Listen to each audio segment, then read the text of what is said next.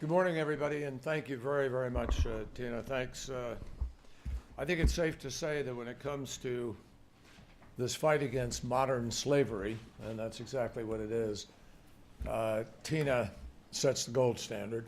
I mean that. And she's a hands-on manager with a full understanding of the role that technology can play in helping to be able to combat human trafficking, enhance the tools that we have to be able to create accountability, understand what is happening, track the statistics, and make sure that this is not a crime for which there is impunity. There are too many crimes for which there are impunity. And she has brought federal, state, and local partners together, along with Ambassador Luisi Di Bacco, as he's sitting here, and others who have worked their hearts out on this endeavor to shine a light on forced child labor. And it's incumbent on all of us, as she reminds us, to share our voices in the effort to strengthen the protections in our federal contracting process. So, Tina, we're grateful for your commitment to this. I'm obviously particularly grateful to President Obama for charging all of us with the responsibility and having set the goal to all of us to try to achieve here. I'm very grateful to my good friend Ben Cardin for being here. Ben is I served so many years with him on the Foreign Relations Committee, and he's the conscience, really, of the Senate when it comes to the Helsinki Forum and other efforts. Ben, thanks for being here, and thanks for your leadership.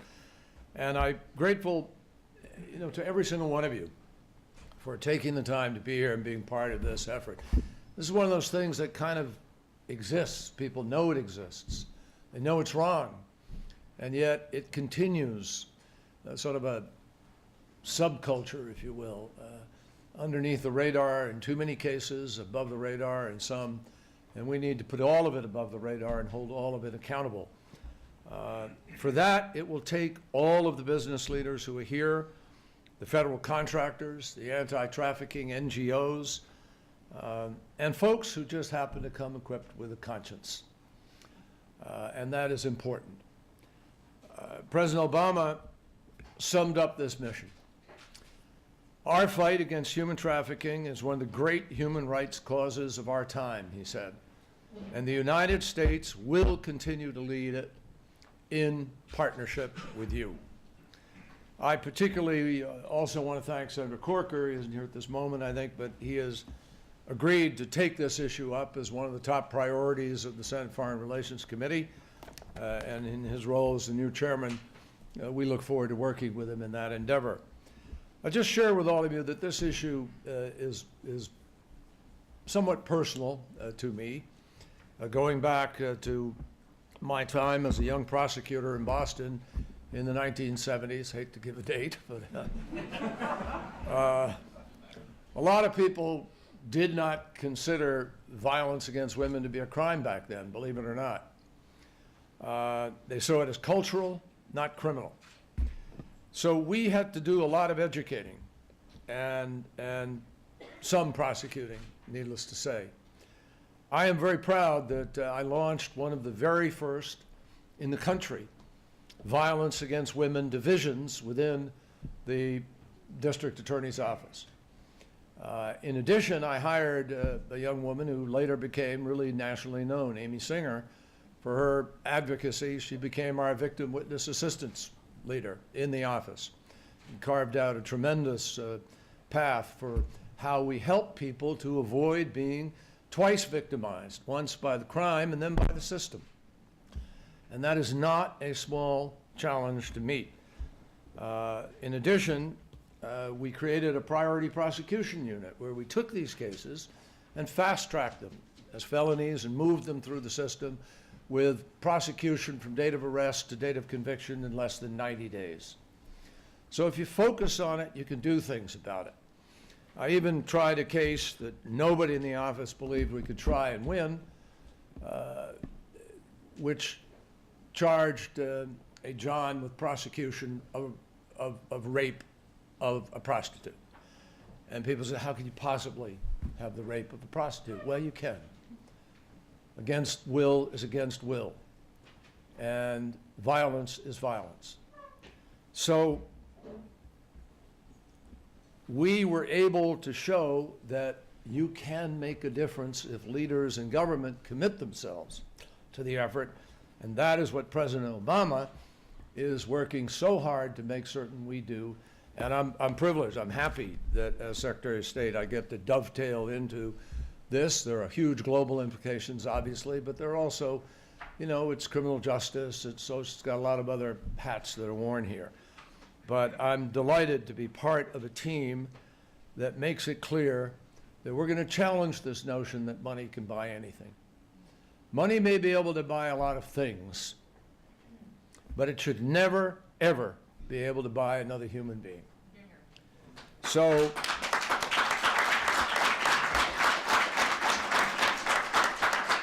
notwithstanding that clear proclamation from the Secretary of State of the United States, the fact is that trafficking in adults and children is literally one of the largest criminal enterprises on earth today.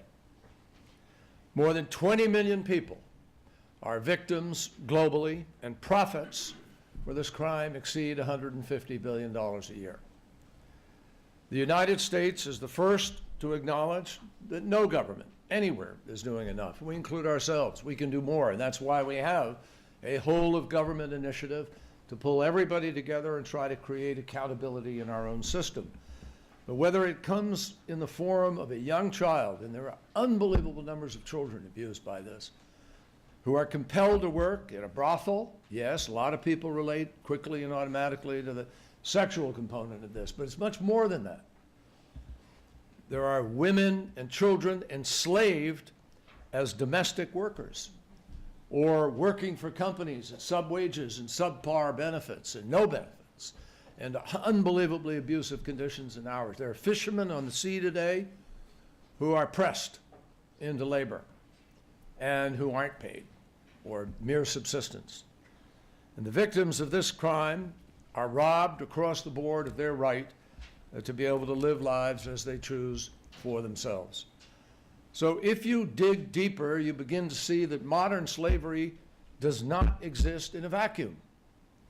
It's connected to many of our other foreign policy concerns, from environmental sustainability to advancing the lives of women and girls to combating transnational organized crime. Wherever we find poverty and lack of opportunity, wherever rule of law is weak, wherever corruption is most ingrained, and where minorities are abused, where populations cannot count on the protections of government or rule of law, we find not just vulnerability to trafficking, but zones of impunity where traffickers can prey on their victims. One of the greatest zones of impunity is in the supply chains.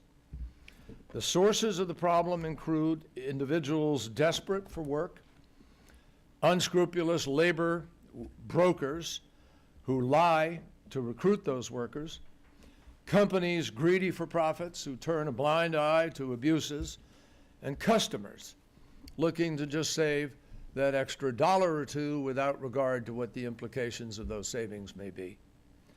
If governments want responsible businesses to compete on a level playing field, then we need to address this problem head on.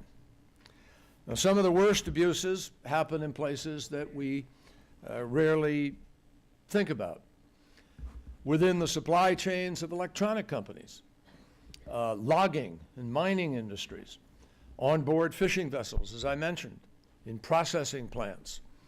And when you eat your dinner, you rarely call to mind the abuses that may be happening in an illegal fishing sector, where workers are especially vulnerable to labor trafficking and other forms of exploitation. When you use your phone, when you go buy jewelry, you rarely think about the mining sector, where miners are often isolated in very remote areas and physically unable to escape the abusive situations that they find themselves in. Life-threatening, almost always.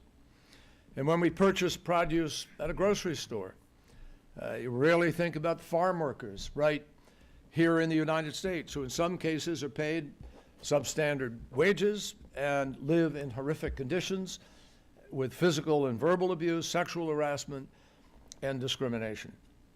The magnitude and enormity of this challenge cannot be overstated. But so are the opportunities for change. So are the opportunities for us to be able to have an impact, and that's what makes this forum today so important. Governments can lead the way in ensuring that suppliers and contractors are held to the highest standards and adopt the highest standards. Companies can enforce regulations against human trafficking throughout their supply chains, and that includes the production of raw materials, labor brokers, contractors, and subcontractors throughout the final product. Companies must also expand their knowledge and understanding of how their workers are recruited, and they cannot just turn a blind eye to it. You can't, oh, I didn't know. It's really easy to find out. They have to provide contracts to each of their employees, legal contracts that comply with U.S. and local laws and international norms, and we have to make that the norm for companies all across the world. And they must comply with their obligations and make available safe grievance mechanisms so that employees can report abuses in the workplace without fear of retribution. So let me be clear. Governments have responsibilities too. The Obama administration has self-imposed on itself, because of the president's leadership, the willingness to assume those responsibilities by ourselves. And we are taking steps to root out human trafficking in the federal supply chains, including through an executive order. The president's directive prohibits federal contractors and subcontractors from deceiving employees about key terms and conditions of employment, and it prohibits federal contracts from charging employees recruitment fees and denying them access to identity documents. You've all heard the stories of wealthy people in one city or another who get illegal folks working for them, and they take their passports. They don't give them identity papers. They don't pay them money. They keep them enough so they're literally frozen and can't go anywhere. That actually happens. And it happens in some places that would make you sick when you think of the nature of the folks who are engaged in that, the opportunities they have versus those they exploit. So we are making progress, but I want to emphasize laws, regulations, and executive orders are necessary, but they are not sufficient. They will not do it alone. Everybody has a responsibility here. That's why I am especially proud to work with the State Department and the work that it has done in undertaking with civil society to prevent corporate and federal dollars from aiding and abetting this crime.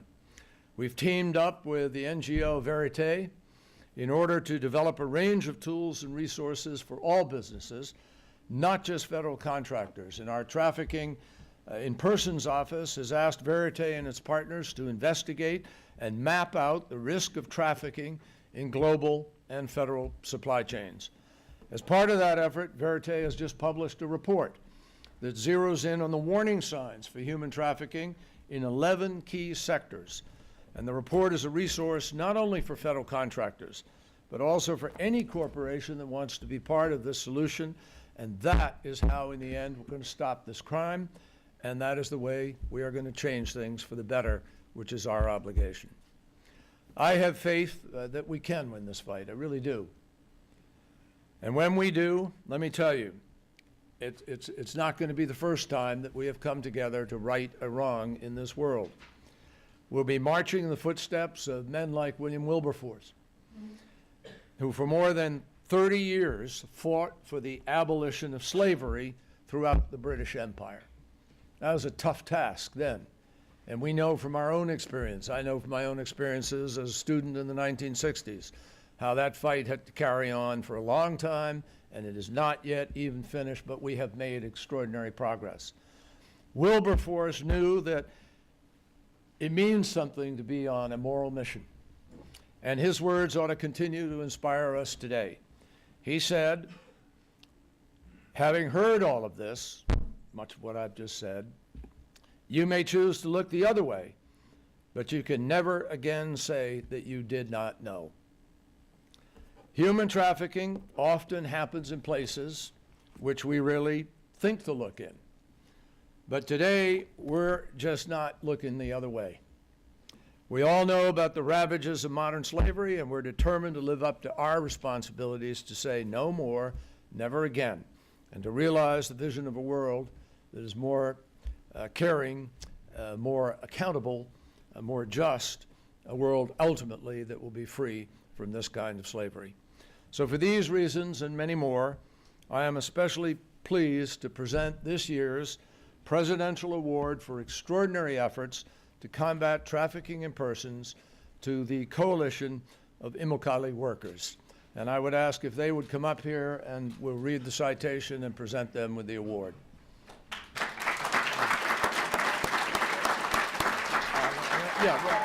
Right here. Come on up here, right here, right there.